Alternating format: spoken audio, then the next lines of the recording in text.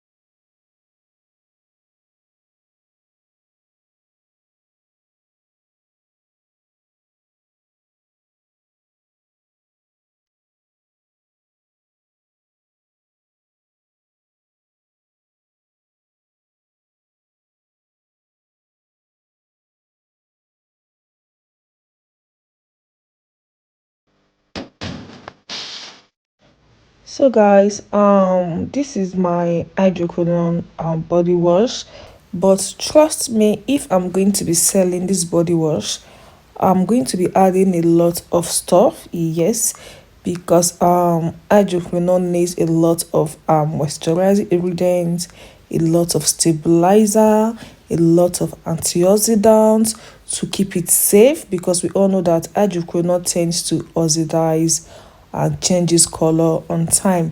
And this is just my normal hydroquinone body wash just for this video. And if you want to learn how to make skincare products, you can send us a message and we can take it up from there.